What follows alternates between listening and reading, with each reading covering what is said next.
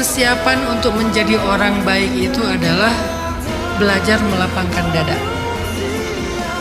Karena kemanapun kita pergi, kita nggak akan pernah berhenti mendengar ucapan-ucapan buruk yang kadang ditujukan kepada kita.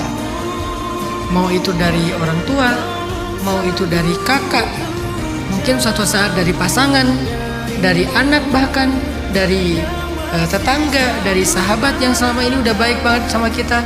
Kebayang nggak kalau kita hidup dengan realitas itu, tapi dada kita sempit, capek kitanya, celaka kitanya. Kita sendiri yang akan tersiksa.